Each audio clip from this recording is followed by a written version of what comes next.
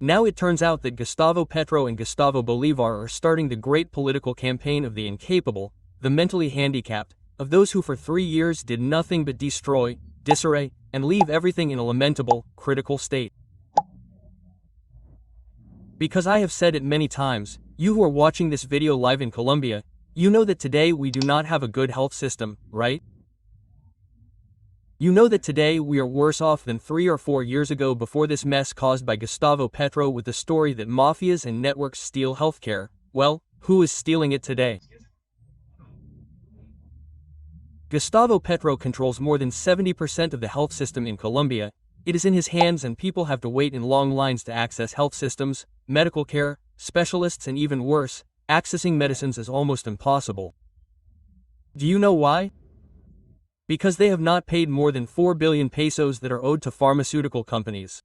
Almost 32 billion pesos have not been paid to the EPS systems. Because even if Petro doesn't believe it, everything that is done in the world, in people, costs money. There are no free rights. Get that out of your head, please. Stop deceiving people with the story that there is free healthcare, free education, free housing. There is nothing free. Someone has to pay for it. You who are watching me, who pay taxes, who pay property taxes, who pay vehicle taxes, all those taxes mean money for those who may not be able to produce or who do not have the money to buy. It's that simple. There are no free rights, all rights are valid.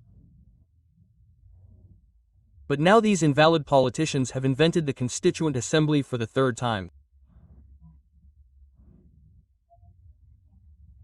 Gustavo Bolívar appeared saying that of course we have to continue with the idea of the Constituent Assembly because Petro had the idea over the weekend in a long tweet to announce to the country that the best way to achieve the great changes we need is through a national Constituent Assembly. We want to tell the country and the President of the Republic that the first constituent bench will be here. In other words, we are going to carry out the entire constitutional process through Congress, forming majorities in Congress to convene a constituent assembly through channels that the Constitution does not allow. Listen, do not be fooled, this is a big lie. A constituent assembly has to be presented through a bill that allows Congress to process it in 4 debates. That bill will be processed there, and today Gustavo Petro does not have the majority in the Senate of the Republic. What will happen is that Gustavo Petro will say that the fault for the changes not being achieved was the Congress of the Republic for the 2nd time. First, because it did not process the reforms, and second, because it did not want to process the famous Constituent Assembly project. But there is another case in addition. In order to process a Constituent Assembly, a prior opinion of the Constitutional Court is required, which will determine whether or not the call of the citizens to the polls to be able to temporarily or partially modify the political constitution is correct. It is not as they are painting it.